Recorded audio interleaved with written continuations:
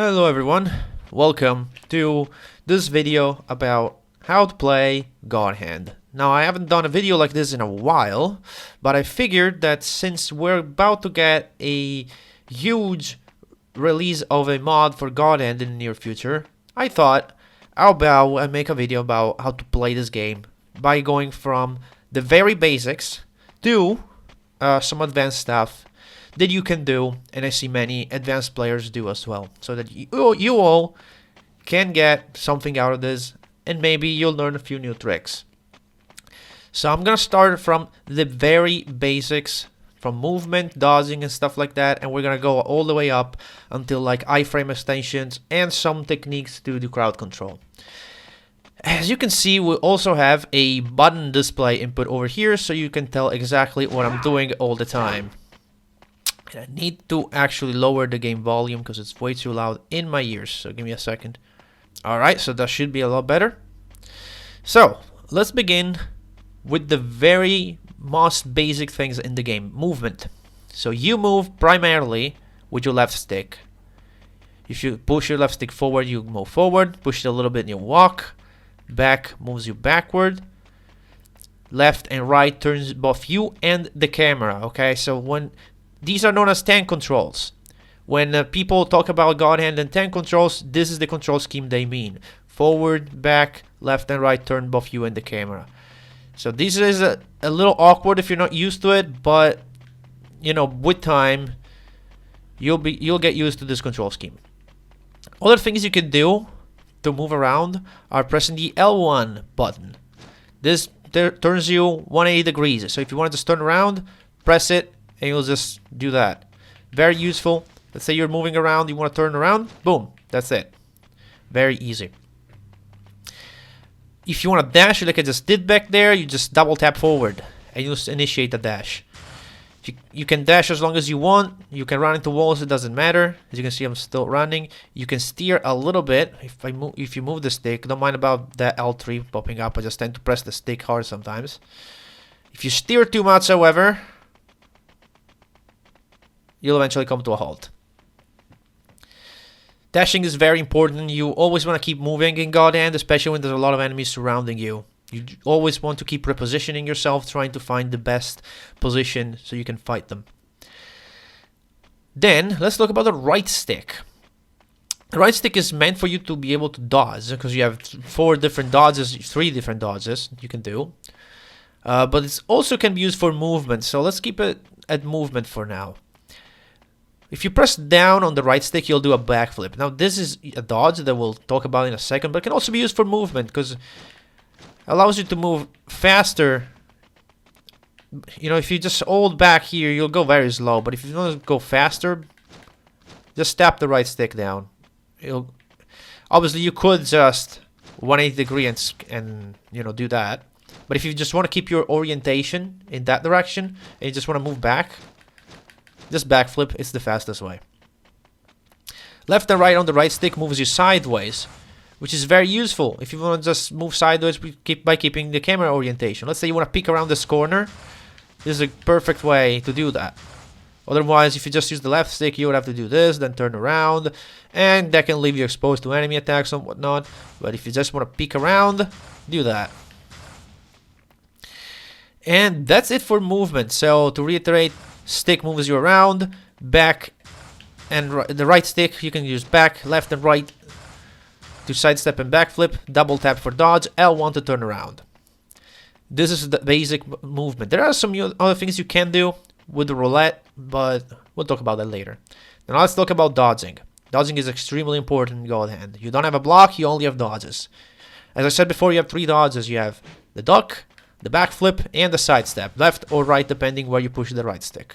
So why should you use the different dodges? Well, let's start from the backflip. The backflip is the dodges people use the most. This is because it creates distance between you and the enemy. Actually, let me just spawn the guy over here so I can show you. So this is our enemy. What is this? There it is. So this is our enemy. So let's say I'm fighting him and I just want to do a backflip. I create distance and gives me a bunch of good iframes. The problem with this move is that it does have recovery frames at the end, so even if I spam it like that, I risk getting hit in between. Also, I'm locked in. Once I start this dodge, I can't do any other action. See, I'm pressing buttons in between and won't let me do it until I finish it. And that can be a problem. Side steps instead are faster and can be cancelled. You're not committed to a side step once you initiate it. See, I can attack out of it. I don't have to wait until it finishes, which is very important. And they're useful for other reasons that we'll explain in a second. And then you have duck. Ducks can be spammed. They're also called the up dodges by many. And essentially this makes Jean's upper half of the body invincible. And these have no gap in the iframe, so you can just do that and every attack directed to the upper half of Jean's body will miss. And there's no gap in the iframes. You're constantly invincible by doing this. You also move back a little bit, as you can see. I'm slowly strafing away from the enemy.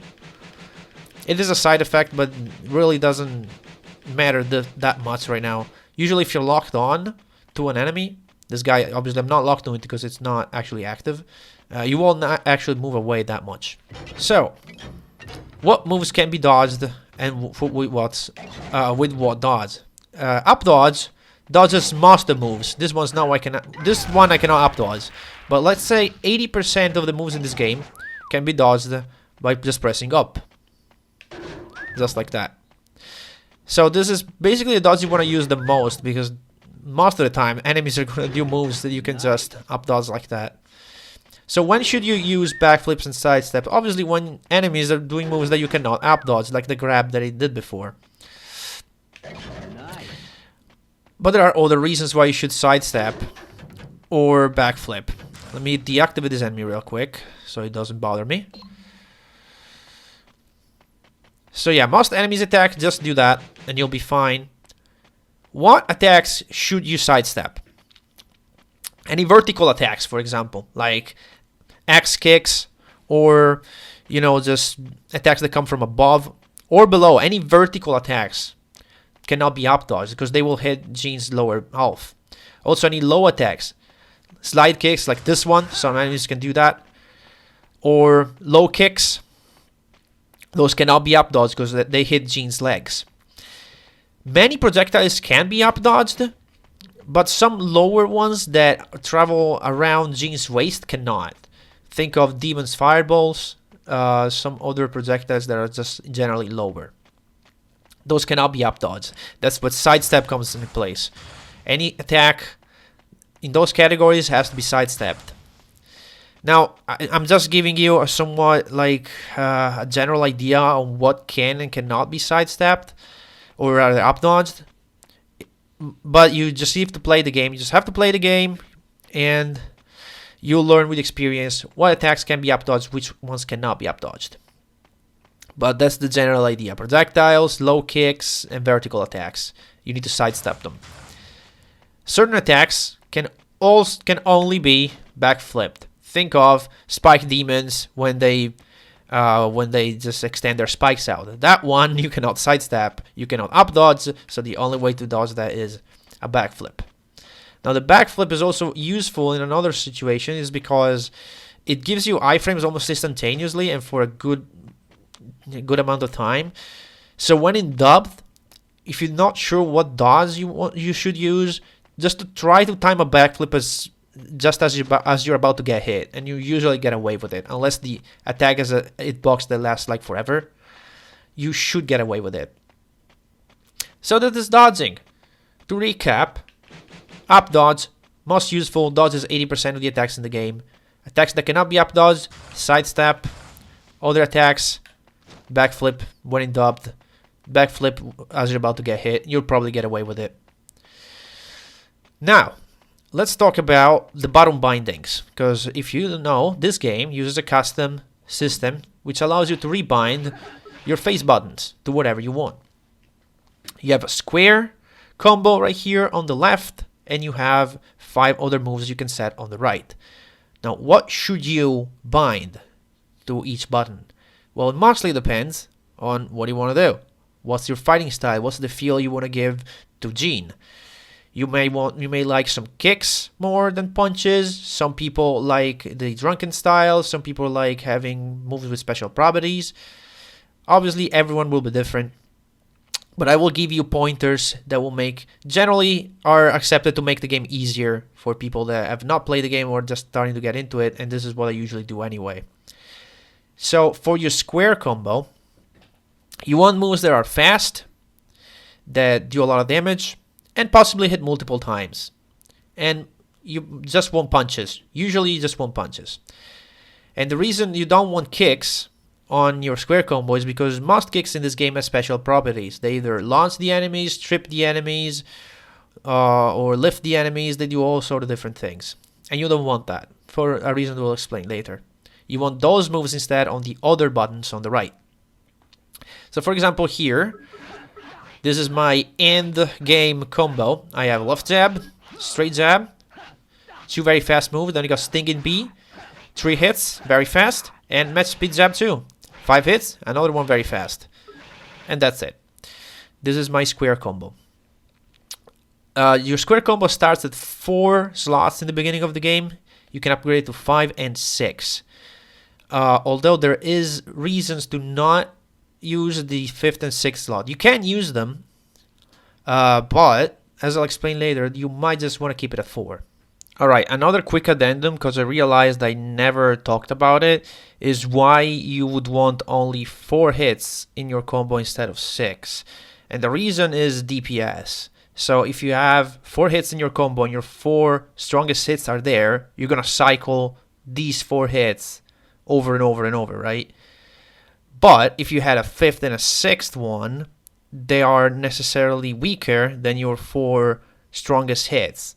So in order to cycle your 4 strongest hits, you're going to have to go through the 5th and 6th weaker hit, right? So in general, your DPS will be lower because you're going to have those 2 hits in between your 4 strongest ones. Now, apparently, if you have the God Hand active, that doesn't matter because you move and you attack so fast that you're going to cycle through them so quickly, it doesn't even matter. But this is essentially why you may want to only have 4 hits in your combo, and is this just to maximize your damage per second. So another thing you have to do to mind about the square combo is make a combo that actually makes sense. So for example, this one makes a lot of sense. I'll show you what that means. See how well it flows? Now for example, let's make a different combo. And you'll see what I mean by flowing well or not flowing well. Let's do long straight, and then right hook. Then let's see.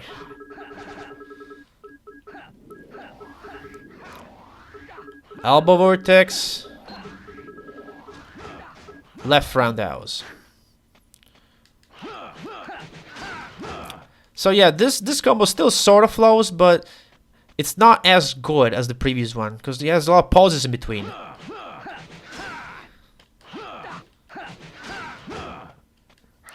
Especially at the end of it. Look at that kick at the end. See how much I press the square button after the last kick and it doesn't register anything. It takes a while before I get back to the first hit. That's what you don't want. You want your hits to sort of link into each other. And you want your last hit to link into your first hit. So right here I had this one, and then I had this. Now look at this again. See? There's very little pause in between the end of the combo and the beginning of the next one.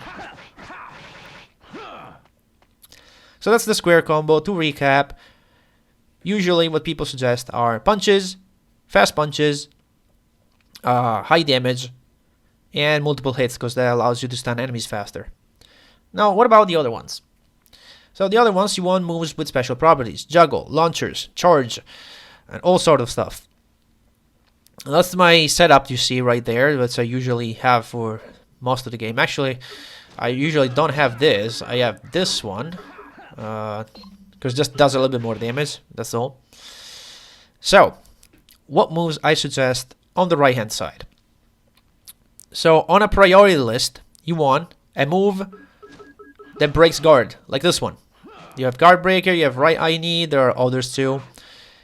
Have a move with the property of break guard, because breaking guard of enemies is essential. Enemies will block, you have to break their guard so that you can deal more damage and possibly juggle them around and do stuff.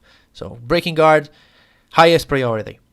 Second, you want to move with the juggle property, like hand play kick for here. This has a juggle property.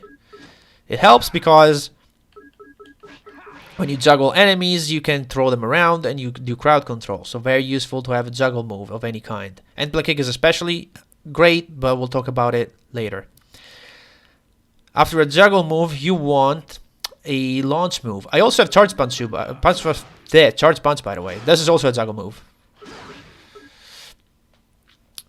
So after a juggle move, you want a launch move. Now in this case, it seems like I don't have a launch move, but high side kick actually is sort of a launch move, because I can lift an enemy and then use high side kick to launch them away. It also has its own special properties that we'll explain later. It's actually a sort of broken move. But yeah, launch moves, very useful because they allow you to launch enemies around, in general deal with crowds. The fourth move I would suggest you to have is a charge move, like charge punch 4 right there up on the triangle button.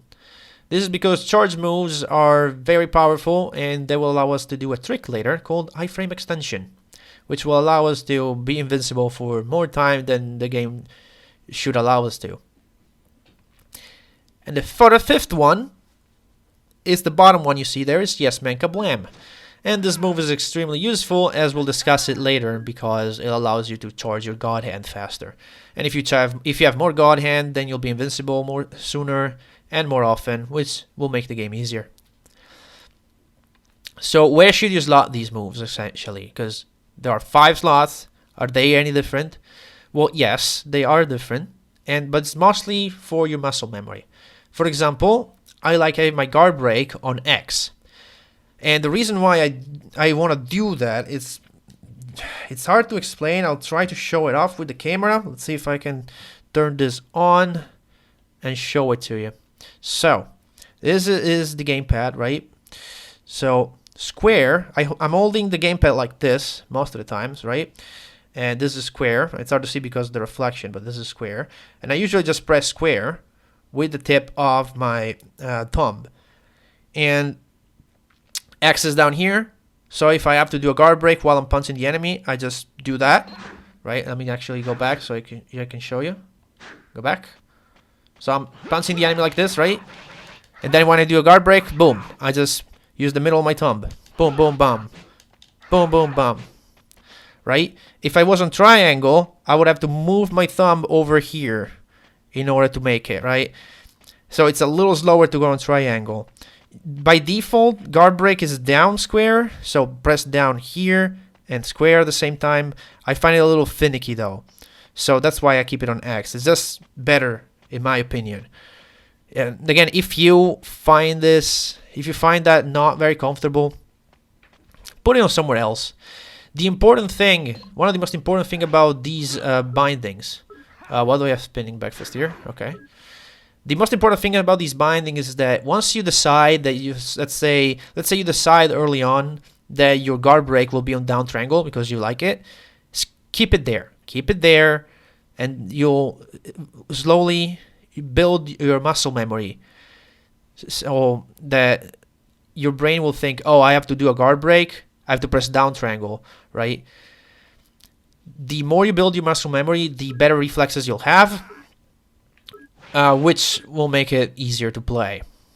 Again, I suggest you put it on X, but people don't like X. Some people put it on down square. I've seen people put it on down triangle, but yeah. In my opinion, for me, I keep my guard break on X for that reason.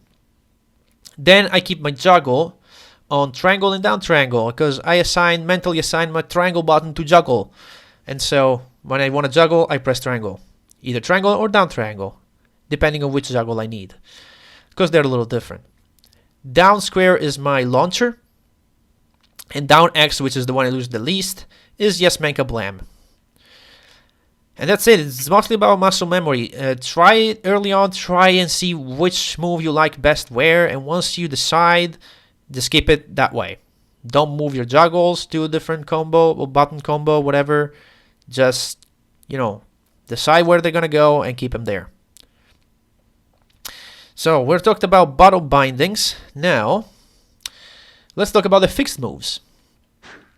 So there are some moves in this game you always have, no matter what your setup is. And there are about 8 moves. So first, let's talk about the 3 moves you get out of a dash.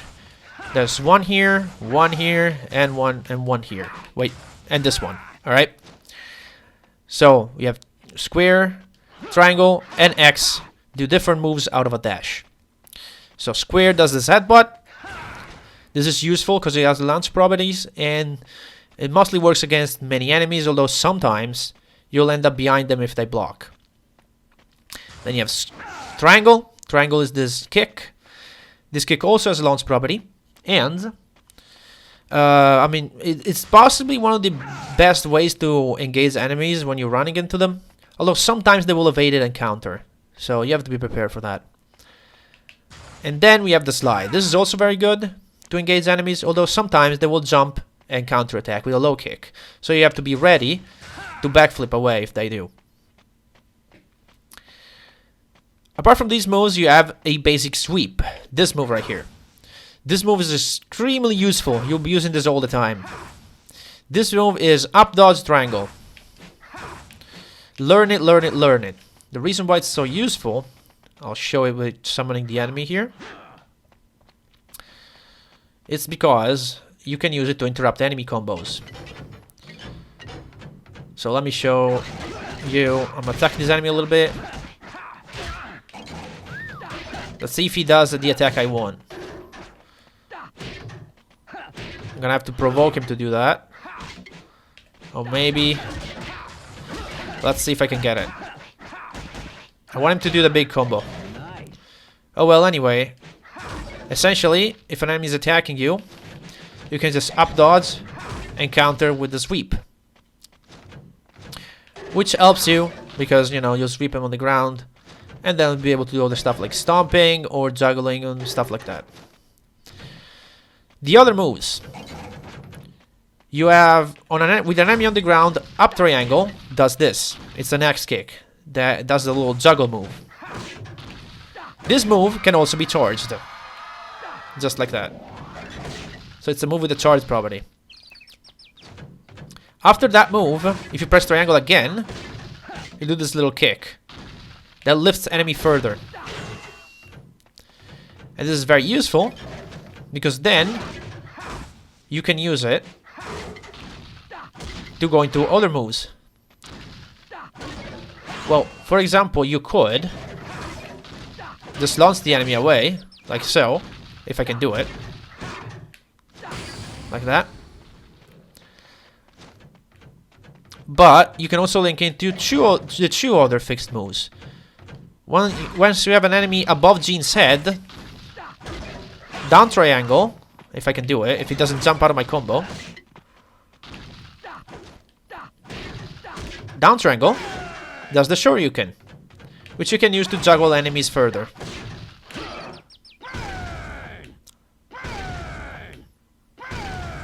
Just like that. A more useful one is up triangle instead. This is the air launch kick. It launches enemies straight forward. It is extremely good.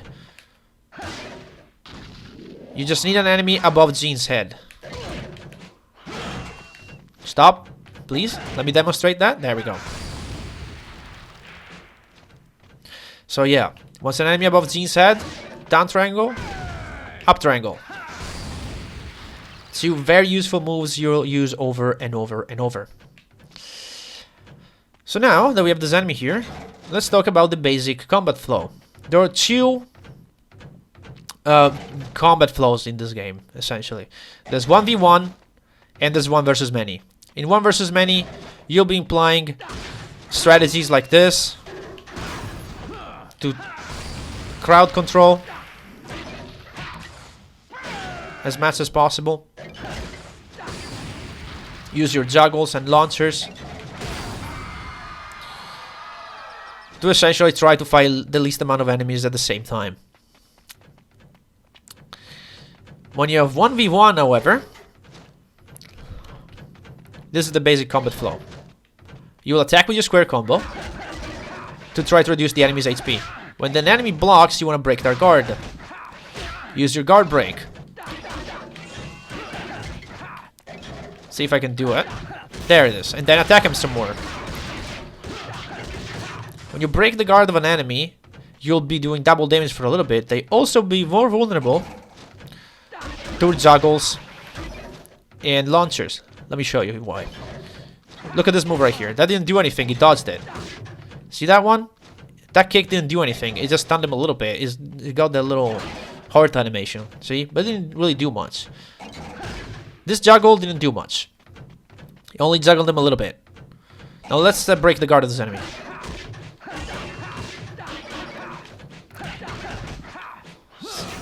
Juggle. See how high that went? When an enemy has the guard broken for a little while, the property of your moves are amplified. Juggles will gain extra height. Launchers will launch further. Let's do a launcher this time. Launch. There it is. Now we'll actually despawn the enemy because I want to go back to level 1 difficulty. And respawn it again.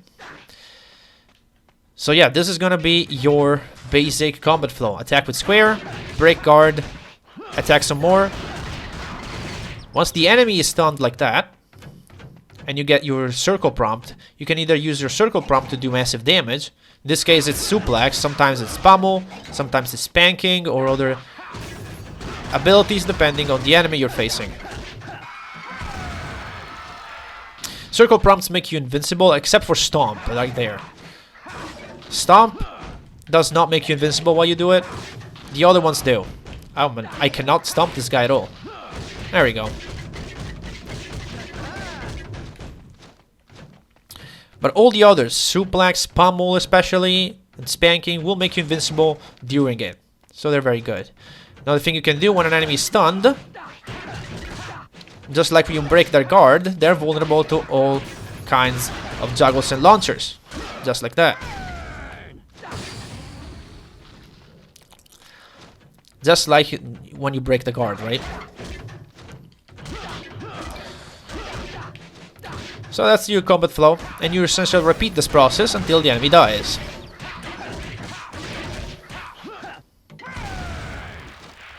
Now obviously this enemy doesn't die because it's the training dummy, so it takes no damage and it deals no damage to me at all.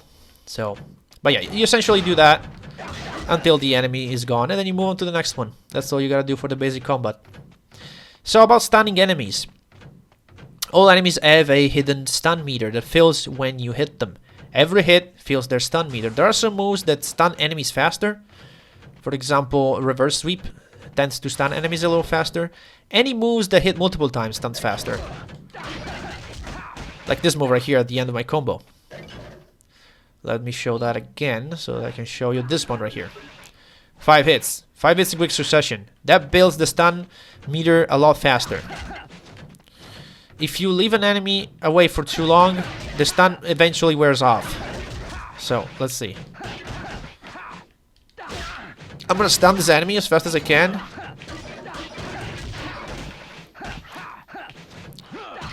Okay, it's stunned, see? Okay.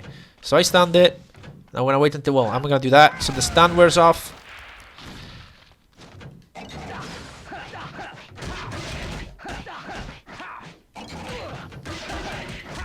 Okay. So now I hit the enemy a bunch. He's probably almost close to get stunned, but if I just wait around and don't do anything and don't attack him, his stun will gradually empty, you know, and he'll be back at normal with 0 stun build. So if you want to stun the enemies, you need to keep your offensive. You can't just hold it back and wait, which is annoying when demons will purposely stay away from you. That's what they're doing. They're trying to lower their stun meter so that you can't stun them. That's why you need to keep on the offensive. Now let's talk about counterattacks instead. Counterattacks are something a little bit more advanced, I guess. But essentially it's hitting an enemy just before they hit you. Now listen to the sound of the punches make right now. Okay. Now I'm gonna try to do a counter attack.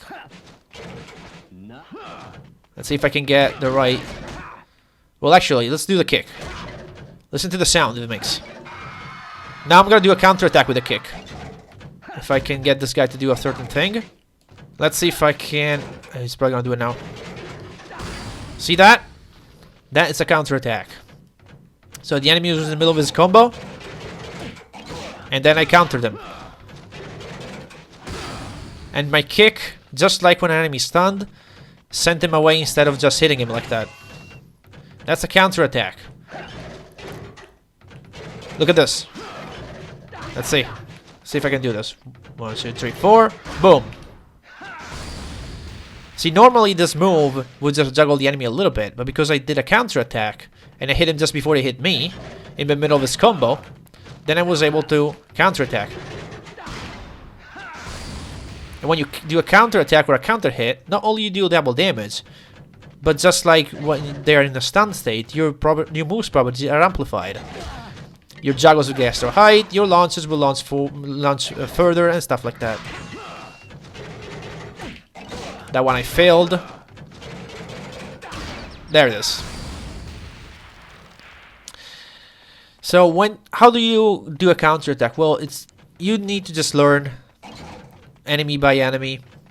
For example, this enemy right here, as I showed multiple times, it's got this move where he does like the 5 hits, this one. So he does 4 punches and then a kick. That's a little delayed. So I'm abusing that delay to get in a move of mine. See if I can get him to do it again. There it is. Something you can do, for example, with counter hits is this. Wait. You can just attack him in the middle of the combo when there's the little pause in between. Can you do it again, please? Let me show that again. Which also allows you to stun them a little faster, because counter hits tend to build the stun meter a lot faster. So that's counter attack. Now let's talk about the roulette wheel. The roulette wheel you activate by pressing R1. It slows down time and allows you to select a move. Now certain moves can be used from up close, like these ones. Some moves cannot be used from up close. For example, a bomba now is non-selectable, but shockwave, chain yanker are. So in order to move down the list, you just smack R1 a bunch of times, or use the stick as well. That's another way you just move down the list. The way the list works on the roulette wheel is that it's randomized. You select your moves from here. You can purchase more, of course, if you want. You can have up to 10 in this list.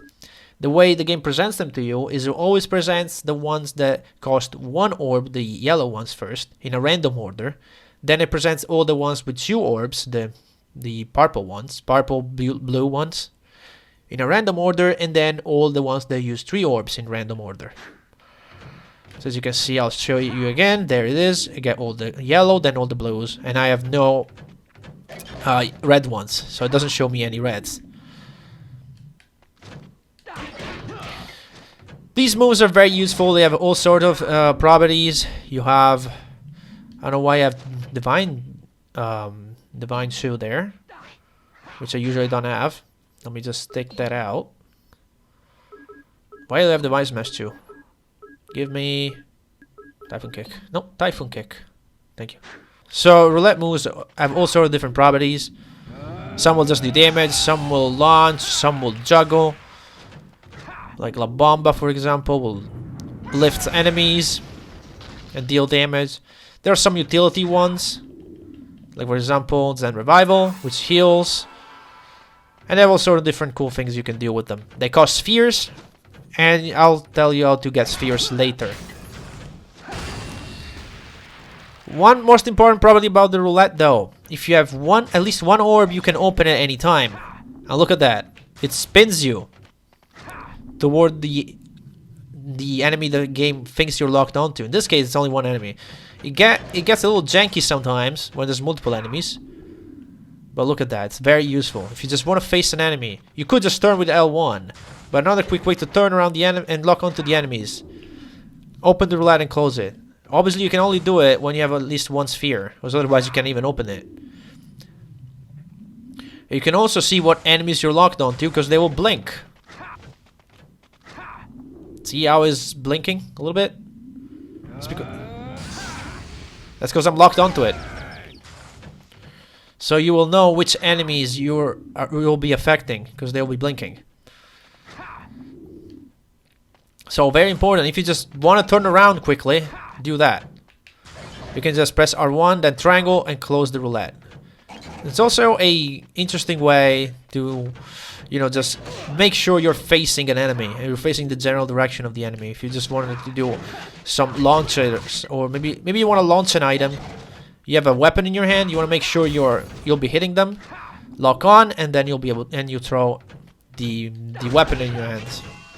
Let me show you another use of the roulette lock-on feature. So I want to launch this enemy on the other two enemies you see in the distance over there. So in order to do that,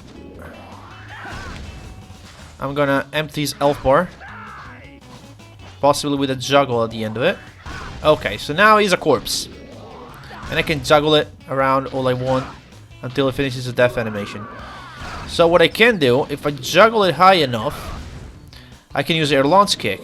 But check this out, if I do that, open the roulette wheel, I can lock onto those guys. The game won't lock onto this guy because he's dead.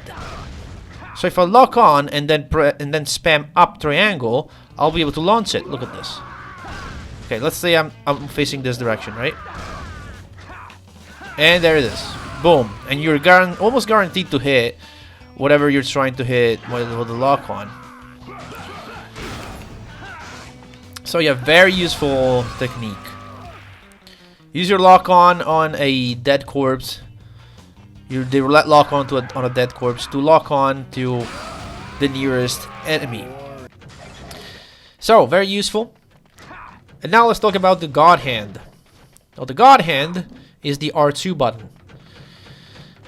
When you have your tension meter filled, which is the bar at the very bottom of the screen. Actually, you know what? Let me just go away from this. Let me despawn the enemy. All right, here we go. So the bar at the bottom of my health, the orange one is the God Hand. Now it's charged up because it's orange. So if I press R2, activate the God Hand. And while in God Hand, you attack faster. You are invincible. You dash by default, and just your combos faster in general. I think you do 1.5 damage. All the music has begun again. Let me remove the music real quick. Well, actually, to remove it, I'll have to charge the God Hand. But this is a great way to show how to charge the God Hand. You charge the God Hand by punching, usually, and dodging attacks. And essentially, while you fight, it charges. Different attacks charge the God Hand differently. Counter hits charge it a lot faster. Kicks seem to charge faster as well. Contextual actions like suplex and pummels seem to charge a lot faster too. When you break guard and counterattack, you charge a lot of meter. You also have this move right here that we'll discuss later that charges really fast. Just like that, see? We'll talk about it in a second. Once it's orange, you can activate it. I'm just gonna go ahead and do this because that removes the music, which is a bit annoying. So now we know the God Hand. You can charge, like, you start with a gauge that gives you one activation of the God Hand, and you can build it up to 2 activations in a little bit. Oh yeah, there's not much. It's essentially just a small period of invincibility. You can do some cool stuff with it, but we'll talk about that in the advanced section as we'll move on with the video. Now, let's talk about 2 things that you need to keep in mind as you play through the stages. Let's talk about items. So there are a lot of items in God Hand you can find in crates and barrels and whatnot, and also dropped by enemies. Apart from the different money bags and coins that just add to your gold count, the other important ones are cards and fruits. Let's talk fruits first. Fruits restore health. There are 4 different types of fruits. There are cherries, oranges, bananas, and strawberry. Cherries restore 20% of your max HP, oranges 30%, bananas 50%, and strawberries 100%, so it's a full heal. Because they work in percentages, the more HP you have, which you can upgrade from the shop, the more effective they are overall. So keep on the lookout for them. Then you have the cards. There are 5 different cards in the game. You have the Gray Skull card, the Gold Skull card, and the Flaming Skull card. Then you have the Counterattack card and the God Hand card. So what do they do? Gray Skull card gives you 1 sphere for your roulette. Gold gives you 2. If you're only missing 1, you're gonna get 1. Okay, so you can get up to 2 with the gold one and up to 3 with the flaming one. Counterattack card gives you a buff that makes all of your hits count as counter hits. You cannot launch enemies with them, but you cannot be blocked. Enemies cannot block when you have the counterattack buff. You also do a little bit more damage. So it's somewhat like having a God Hand, but you're not invincible and you don't attack faster. But it can help stun enemies because they cannot block your hits. Then you have the God Hand card or the tension card. Essentially, that gives you a free activation of God Hand. It gives you 120 points for your God Hand tension, which equates to 1 activation of the God Hand. So if you're empty, it will guarantee you get an activation of the God Hand. Those are the items. Now, we're going to talk about the difficulty. That is the school level down there at the bottom left. So, as you may or may not know, God Hand is an adaptive difficulty system, which makes the game harder as you get better, and makes it easier as you suck. You start up as level 1 like right there, the green skull. As you hit enemies, you'll see that you'll gain experience. See that? That blue gauge? That's experience. As I dodge, I gain experience. Now as I get hit, the experience goes down. Now here I'm not losing experience because my health isn't going down. It's tied to your health meter. So this enemy can hit me only once. My experience level is going to go down, but usually it would go down. So as you get better, you level up.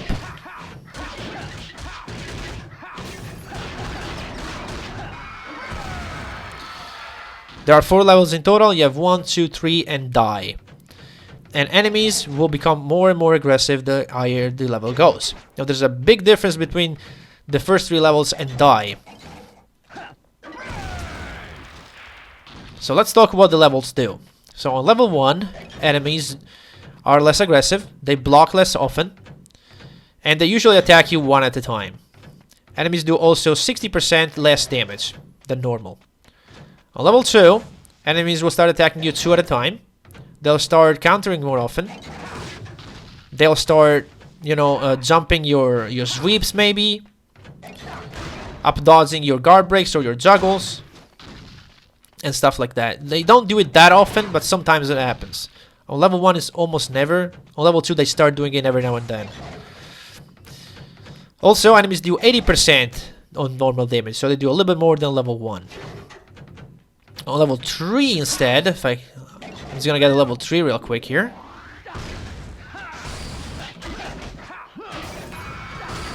On level 3, enemies will start attacking you in groups of 3 and sometimes 4. And just like before, enemies will start doing base damage at this point. Will counter more often, will block more often. You also, as your level goes up, the amount of hits you can do on an enemy guard before it does the animation and you get interrupted lowers and lowers. Like on level 1 you can hit them multiple times. Level 2 maybe a few. On level 3 maybe a couple hits. On level die 1 or 2 hits is enough to stagger you.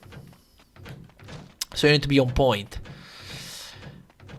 So on level 1, 2 and 3, when you do a move with a launch or juggle property, especially with a launch property actually, when you do a move with a launch property, like this move right here, you will launch the enemy. every single time if they connect and they don't dodge. Now level die, things change a little bit. Also, look at this. Sweep. Sweeps go instantly on level 1 to 3. I'm gonna go on level die right now. On level die, things change a little bit. I'm gonna do a launch move on this guy. I'm gonna do the same one. See, it didn't work. I'm gonna do a sweep. Didn't work. So enemies are not susceptible to your launcher and sweeps anymore. They're still susceptible to your juggles though. See? Boom. That still worked. But they'll have even higher chance of dodging your juggles. And they guard a lot more often. This one just sucks right now. But usually, after 2 hits, they start guarding. Especially the harder enemies. Now here's one more thing about level die. Enemies attack faster on level die. They just move. They just their animations are just faster. So your timing must change as well. But that also creates a good chance to get counterattacks. Because they attack so often, it might be easier for you to get counterattacks, especially the sweeps.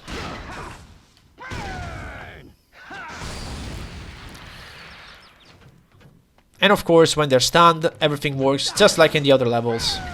Your juggles, your launchers, after guard breaks and stun, they always work. But on normal conditions, if you want to launch or sweep them, you're gonna have to either do it as a counter hit, or you know, break or stun the enemy. Also, enemies do 120% damage on level die, so 20% more than level 3, which makes them very scary sometimes. So yeah, that's level die. Why would you want to fight at higher difficulty? Well, because you get more money for every kill you do at every level.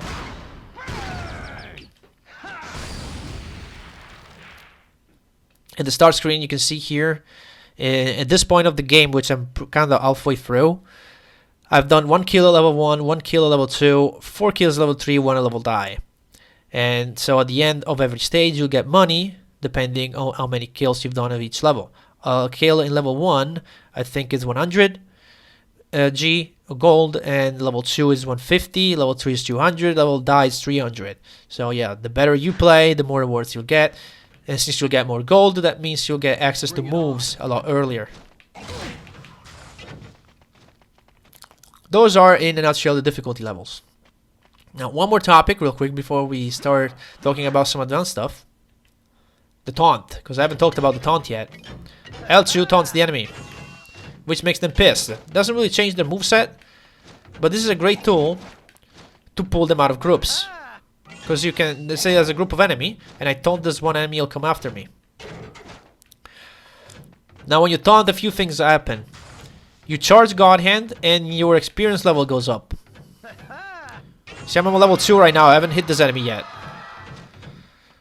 Because I'm just taunting him. Now taunting can be cancelled if you just decide don't want to taunt anymore, but you have to go through the entire taunt animation and see the enemy's face go red and fume before it actually gets any effect. You also charge the God Hand by a little bit. Boring. See how the meter goes up? Once you're on level die, it will charge a lot less. Because of course, you're not really getting any disadvantage of it. Once you're on level die, you can taunt all you want.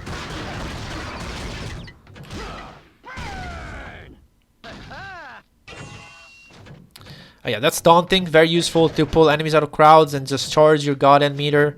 And your difficulty if you somehow happen to go down to a lower difficulty you don't want. And just want to go back to the higher ones. Because you're more used to level 3 and die. Yep. Let's repeat taunt. One of the fastest way. Right. Let's talk about one of the best moves in the game. This one. So this is Yes Man Kablaam. Yes Man Kablaam, I think, gives you 19 points on your God Hand meter.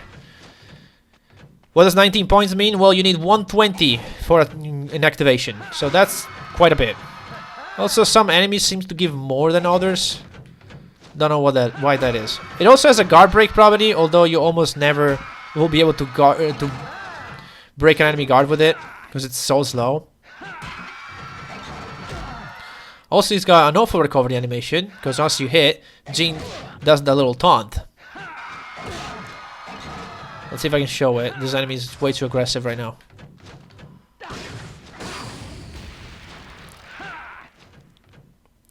See this taunt right here? Well, you don't have to see it at all because all you gotta do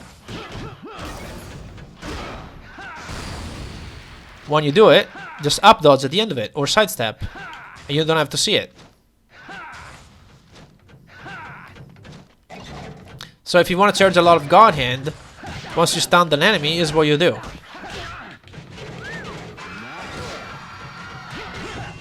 Let me stun this guy real quick.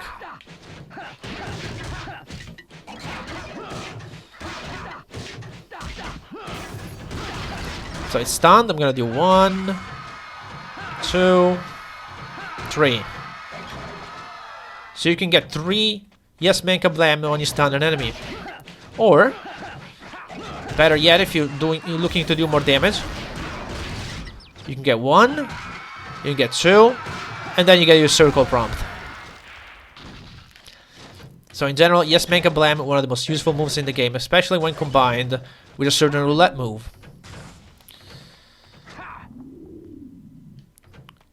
So I should probably talk about iframe extension right now, because it's a very useful topic, and this is where charge moves come into play. So what's iframe extension? Let me do a roulette move. Any one. This one. Doesn't matter. See how the enemy did not hit me there? He clearly connected, but he didn't do anything. I'm gonna do it again. Let's do La Bomba. See, he clearly connected. Yeah, he did not hit me. This is because I'm essentially doing iframe extension right there. So when the game gives you iframes, you can use a charge move to sort of hold the iframes and don't let them expire, which is an interesting effect of charge moves. So when does the game give you iframes? Well, one is when you activate the God, and of course you're invincible, as I will show you in a second. The other 2 instances are after any move of the roulette, you're a little bit invincible. You have almost like an alpha second invincibility. So during that time when I was charging the charge sponge there, I was invincible. You stop being invincible as soon as the move starts though. So you can get hit out of it, but this is a good way to get some counterattacks. Another way, or rather another moment when the game gives invincibility is when you fall to the ground and get up. So I need to wait until this guy decides to grab me. There it is. So now I'm gonna get up. When Jin does that get up animation, he has a little bit of invulnerability frames, and you can hold those invulnerability frames by doing a charge move. Now this works with all charge moves. Mostly you're gonna be Charge Sponge and Fist of Justice. Those are the 2 ones that work better. Let me show you what happens when you activate the God Hand instead. I'm not gonna activate the God Hand. Look at the gauge of the God Hand. Just look at it. I'm not gonna do anything. I'm just gonna stand here. Now look at the gauge. See how fast it depletes?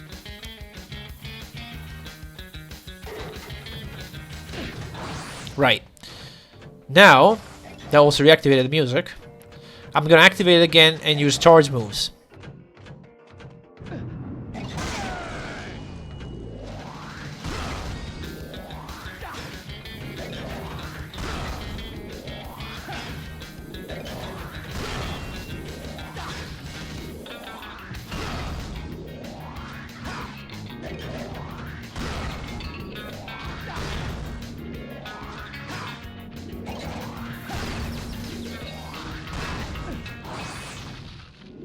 And boom, that's it. See how long that lasted?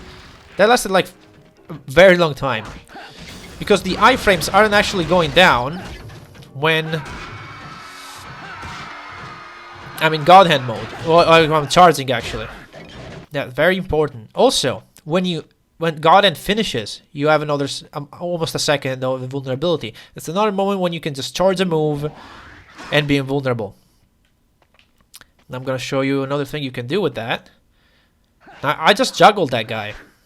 Here's what you can do, however. Let's bind.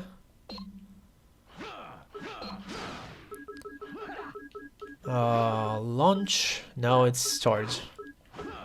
Fist of Justice. Gonna have to charge the God Hand here, because I don't have it.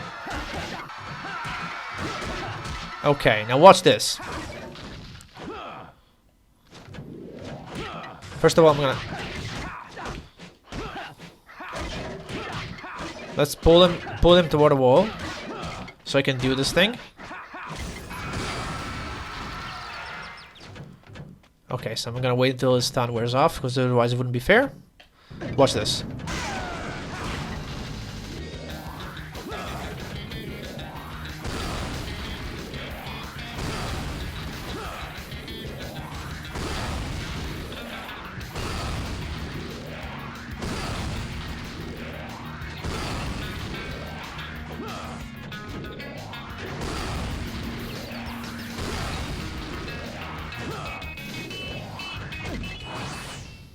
And one more. So yeah, I was invincible throughout that entire thing, and you couldn't see it because that guy doesn't have an health bar, but this shreds enemies, and it shreds a specific boss in stage 5 as well. So let me go back to my charge punch. So yeah, that's iframe extension. To reiterate, during God Hand, or after you get thrown to the ground, you let yourself fall and get back up normally. Or when God Hand finishes, or when after the Roulette move, use a charge move. And extend your iframes, so you can get easy counterattacks and big juggles and big launchers with Fist of Justice. I'm just gonna deactivate the music again. Alright, so here's something I forgot to mention, so I'm adding it now. It's sidestep canceling. So normally, when you sidestep, you go at this speed, right? Even if you spam the stick, you don't go as fast as this, and there's a gap in the iframe, so you can get hit in between. So what you can do to fix this problem is sort of do this, which you do it by alternating a sidestep with a face button. I usually do square, because it's fast, but you can do it with triangle as well. Like, look at that. I'm doing it with triangle. You cannot do it with circle. It has to be an attack, right? I'm doing it with X right now. So what you're doing, you're effectively canceling the recovery animation of your sidestep with an attack, and you're canceling the attack with a sidestep, right? And if you alternate it right, you sidestep real fast. And what you can do against an enemy, normally when you sidestep against an enemy, you sort of circle around them. With this, you circle around very fast. Like, they can sometimes barely can keep up with you. This one can really well. But yeah, this is actually one of the few ways to dodge certain attacks in Die, because some attacks are very, very hard. There are some enemies that have attacks, combo attacks that cannot be up dodged. And so sidestep canceling is really the only way to dodge those attacks. But yeah, that's all I wanted to add right now. Alright, next topic. Let's talk about special properties of certain specific moves. Let me activate an enemy again so I can show you what I mean. There are certain moves in this game that have special properties that the game doesn't tell you. Those are a bit more advanced stuff. First move I'm gonna show off is... actually, let's put it on triangle. Let's go for... O, please. O move. O moves, thank you. Did I skip it? I don't think I did skip it. There it is. So this move here is 1-2 punch. First hit juggles, second hit launches, just like the game says. What you can do is you can do the first hit and then cancel the second. Just like that. This is a very useful move. But you need to be able to cancel the first hit. Because otherwise it just stays in the second and you most likely don't want that. So good juggle if you can cancel the first hit. Then, let's see, reverse sweep. So reverse sweep, it's this move but on the opposite direction. And the hidden property of this move, oh see that enemy jumped it? Is that it tends to stun enemies faster than this one. I could try to just use this move over and over to show you that it does build stun a little faster, but just trust me on that. Also, this is a very good move to put on triangle as some sort of training wheel. If you're not able to do this move, and early on I wasn't able to do it, just put this move on triangle. Because that way, if you're late, you'll do this one instead. So you're always guaranteed to do a sweep. Either in one direction or the other direction. So that's a very good move to put on triangle. Once you learn how to do the normal sweep though, just put something else here. Then this move. This move is broken. Generally, any move that has the evade high property is extremely broken, because evade high means essentially you have this effect on when you use the move. Your upper body is invincible. See how he does that attack while I was doing the move? This move especially, you can essentially spam it by cancelling it after it hits. And you can do 90% of the game like this. It's a little broken. Especially if you cancel it with an up dodge, because that means you have up dodge status the whole time. Now you cannot do it if you have it on triangle, because if you up dodge triangle, you'll do the sweep instead. But if you put it on X, yeah, it's extremely powerful. Nope. I wanted to equip overhead blow. Overhead blow is another very good move. It does 22 damage. And just like other moves, you can cancel it like this for very good DPS overall.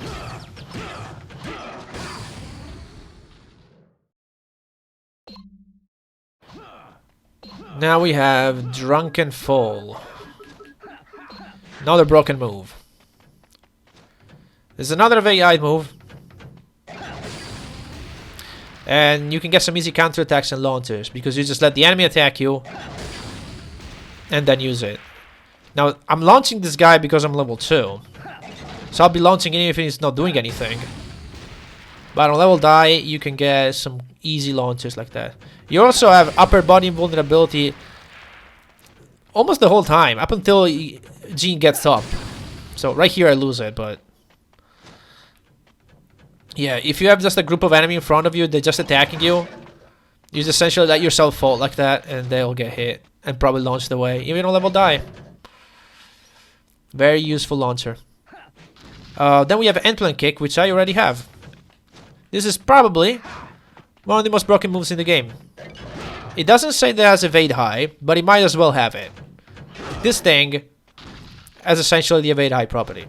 Also, it launches enemies above Jean's head. Now, that doesn't work with like elite enemies or see how he didn't hit me there? It doesn't work with like elite enemies or fat enemies, but most enemies you can just launch them high, so you can, or juggle them high rather, so you can do the air launch kick or shoryuken. And since they can hardly hit you when you're doing this, because you have evade high, you can see how useful that is. Extremely useful crowd control tool. Then we have double snap kick and also flying triple as well. They have a similar property. This move, or these moves rather, not only they juggle up to air launch kick height, but they also work with elites. So elite enemies usually cannot be juggled high by moves like endplant kick or other juggle moves, but this one, for whatever reason, does. There's a chance they'll jump out of the juggle before it's complete like that. But if it connects, you can juggle some of the stronger enemies as well. Then we have... let's see. What else do we have?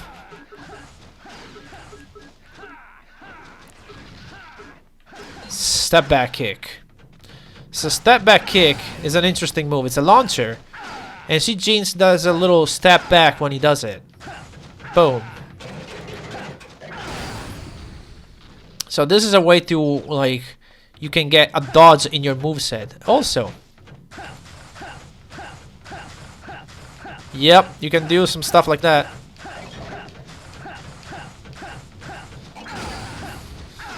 Very cool. So you can cancel. If you cancel the recovery, or if you cancel the offensive part of the move, you can do some wild stuff. Let me put it on X to show you. A bit better.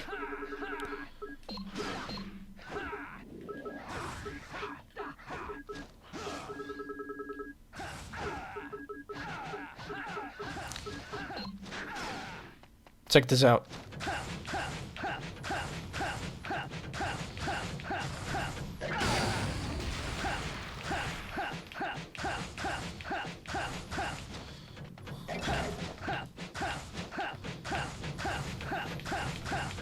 Yeah, so you can do some cool stuff like that.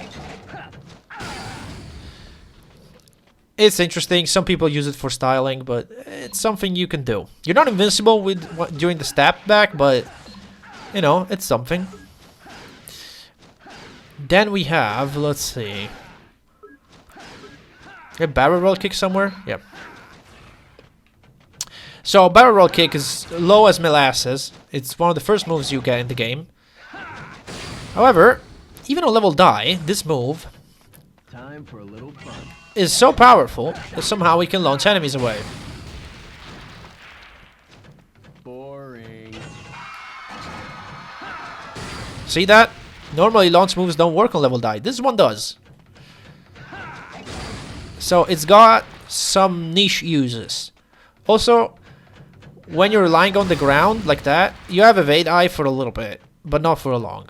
Normally this move isn't that useful, but as I told you, it's got uses. But you have to be very careful and you have to anticipate when the enemy is coming to you, because they can easily interrupt you. Now we have to talk about some roulette specific abilities. Summon the enemy again. Okay.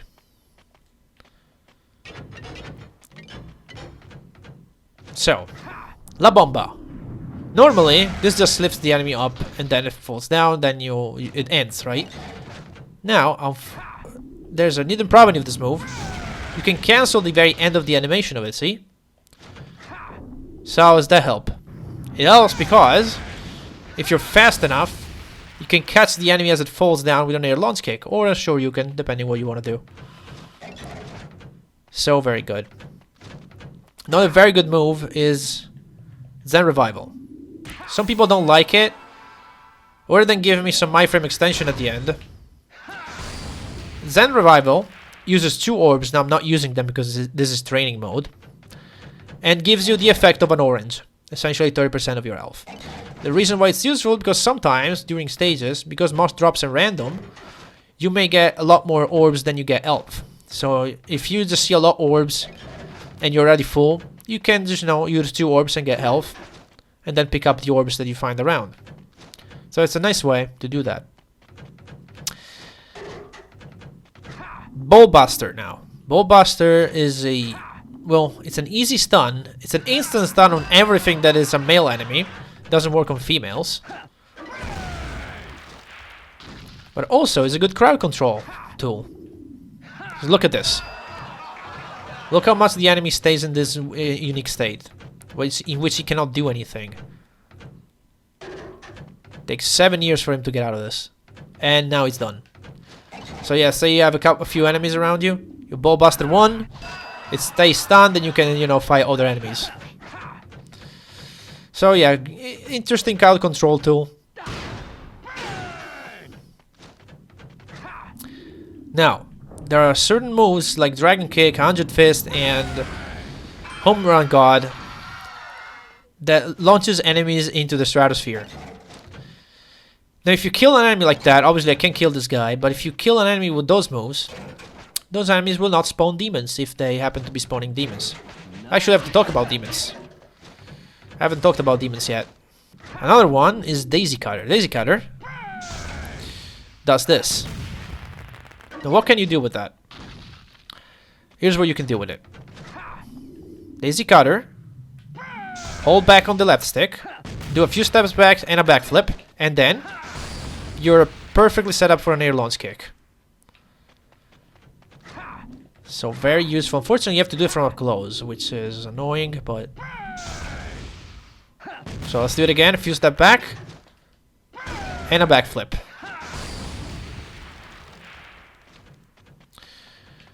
Couple more. We have Typhoon Kick. This is interesting because it clears your surrounding. It launches enemies around you away from you. So if you want space, this is a good move. And finally, the most OP move in the game, probably. Chain Yanker. Chain Yanker pulls an enemy toward you, and it's an insta-stun. Now this stun lasts a lot less than a normal stun. Well, a lot less. It lasts a bit less. But the reason why it's so good is because once you do this, you can do 2 of these moves. And then get your circle prompt. If you do this 3 times, you're guaranteed to get an activation of the God Hand. It's just so good.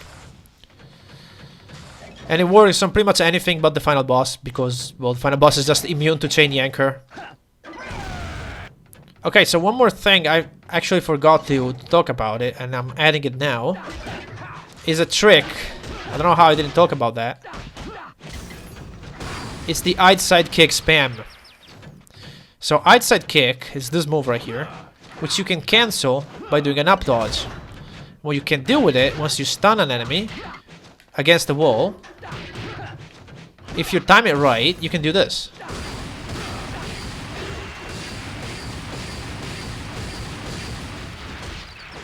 It requires some timing, but it's extremely powerful.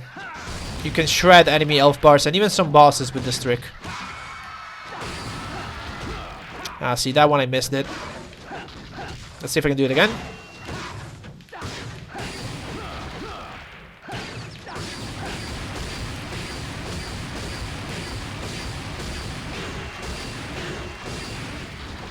Just like that, yeah. Very, very powerful.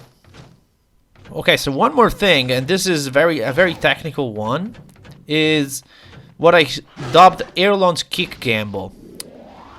So this is a very advanced technique that uses air launch kick. I'm gonna get to level, I'm gonna say 2 is fine. So normally when you juggle an enemy, if I can't juggle this guy, and you just square combo it in midair, they jump out of your combo. Now, when they do that, it's very random, but it's usually after a couple hits. So what you can do, unless they get stunned like that, what you can do is you can try to predict when that happens and input this move right here. You do a dash and then triangle. And if you do that correctly, and it may take me a while to get it, what happens is that they jump out of the combo, and because you're dashing under them, you will get an air launch kick instead of the running kick, this one. This just seems to be easier on higher difficulty levels, because they tend to jump out of the combo a little earlier. So I might have to get to die before I can show that. And unfortunately, there's nothing you can do to get it consistently. You're gambling with when the enemy is going to jump out of it. So yeah, let's see. I'm gonna try it a few times and see if I can get it. There it is. Just like that. So yeah, you just have to gamble on maybe 2 or 3 hits, and then do it.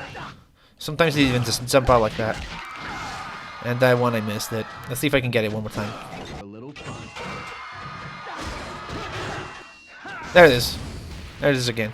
So yeah, it is very difficult and luck based, but it's something you can try, and it may help you. See if I can get it one more time. There it is. Alright, so one more thing I want to talk about are the demons. I realized I haven't talked about them, so I'm gonna use this challenge here because it spawns all 4 demon types. I'm gonna pause the game right here, make a save state, so that we can, you know, start back from here if we need to. There are 4 types of demons in the game. You sort of have to know them because you'll be fighting them at random times. So this one is the Hand Demon, and the Hand Demon is the easiest demon. Let's see if we can see all this moveset. It's got these fireballs. When it's just one of them, you can evade it to the side. When there's multiple of them, especially in level die, it's gonna be hard for you to evade all of them unless you do some stuff like that. You sidestep cancel all of your sidesteps. And it's got this move. All of these swipes with the hands are up dodgeable. He will sometimes teleport behind you like he did in the beginning. And if he does that, you have to press circle to counter.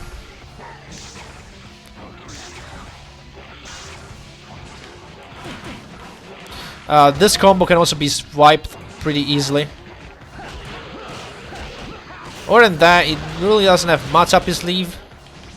Let's watch out for this move right here. And these ones cannot be up dodged because they're low projectiles. And that's what happens if you don't counter attack.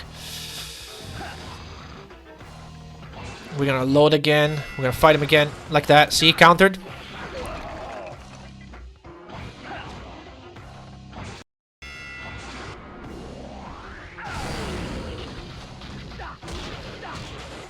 And that's it. This is the Hand Demon, so we're just gonna defeat him now. Hopefully without losing too much health. Time for a little fun.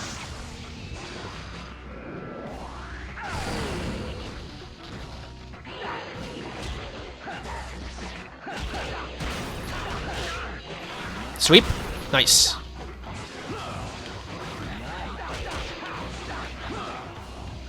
Let's see, what are you gonna do?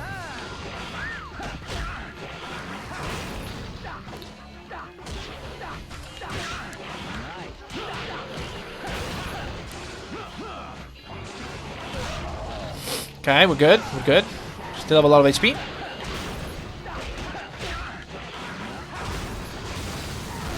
Okay. He attacked me right off the bat. Alright, so this one is the second demon type. I'm gonna do a save state here so that we can show this guy. This is the Blade Demon. So a Blade Demon, most of their attacks are up dodgeable. This one. This one. They have several attacks that are up dodgeable. They're not a flurry like the Hand Demon does. It has this 2-hit combo, that's it. The one attack that is not up dodgeable is the one it did early on. Where he did this. There we go. You can sometimes hit them out of it. And that's all for the Blade Demons. Really, they don't do anything. They don't even do the grab from behind that the Hand Demons do. So they're really not that scary, if you think about it. Because they don't even have the back attack. They only have one attack and that cannot be up dodged. This one. I mean, if it hits you, it hurts like hell. Oh yeah, well, let me just load up the save state and defeat him. Alright, let's just fight this demon. Obviously they have more health than the Hand Demons. And they tend to block very often as well.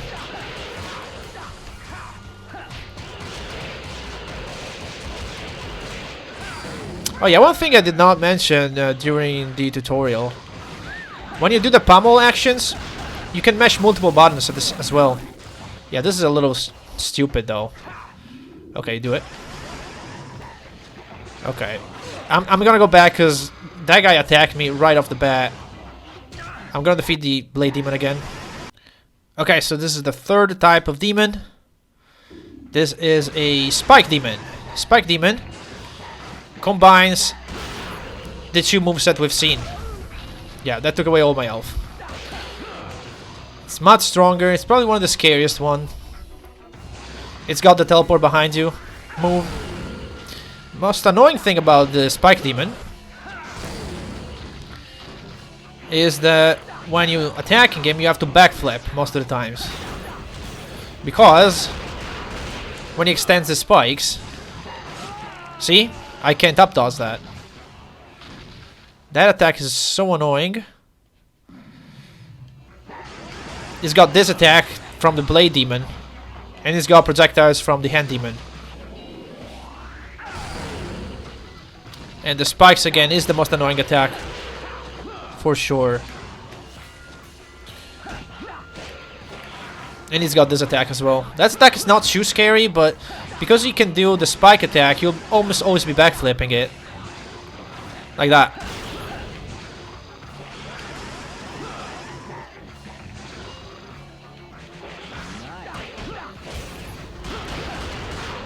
So let's see if I can beat him without losing 7 billion HP. That one can be backflipped, but it's so hard. Yeah, see, when he gets close to you like that, you almost always want to backflip it.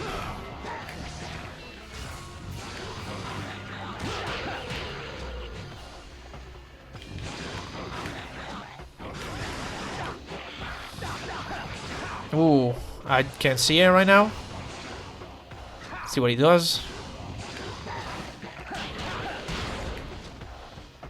There you go. Nice.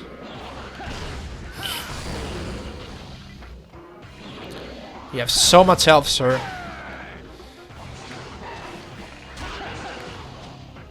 Even with this endgame moveset.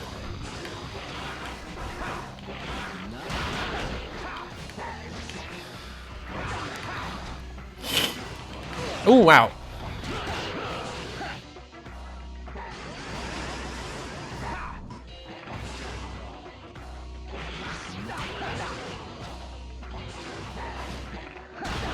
Okay. And finally, let's talk about the final demon type, the Trident demon. Which is going to kick my ass, probably. So let me save state. So, this demon, when you approach it, do a sidestep because it'll do that attack right there. Most likely. It's got a lot of moves. So he will try to get you with a non-up dodgeable attack. Most of the times when you get close to him. Then, he mostly sticks to this 3-hit combo. 2 up dodgeable and 1 sidestep. Sometimes he does that. That's a grab. Most of the times you can just dodge the first attack and then counter. As long as he doesn't do the grab, it's easy. The grab does so much damage though. It's not even funny how much damage that does. Then, you've seen him do a laser beam. Sometimes he will do this laser beam. I don't know if I can get him to do it. There it is. You can actually up dodge that if you're in his face when he does that.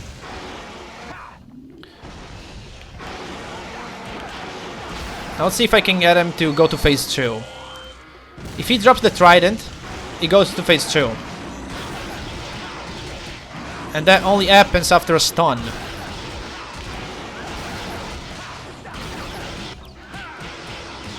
See if he drops it. It's random. I don't want to kill him just yet. I don't think he dropped it, so yeah, he didn't. So we're gonna load state and try again. See, I actually up dodged that a little bit. Okay, I think he dropped it. So yeah, he did. So he did drop the Trident. I'm gonna save state again because I have 1 HP. Whoops. And I'll show you that he's got now a different moveset, because he doesn't have the Trident anymore. That's the grab attack? No, that's his basic combo now. And that's the grab that does so much damage. Yeah. He's doing the grab now. I think that's the... No, that's the basic combo. And he attacks low as well, so... Yeah, when he drops the Trident, it becomes definitely a lot scarier. But if he drops it, you can use it against him. Like that. Use the heavy attack a few times and he usually dies. And those are the demons. Learn how to fight them, because you'll need it. So yeah, I think that's all there is to it, honestly. These are all the things. All it takes then, once you know all this stuff, it just takes practice to get good. It's unfortunately one of those games. But I think I talked about every single topic in the game. With that, I hope you enjoyed this tutorial. I hope you learned something new that it can help you. And I will see you in the next one.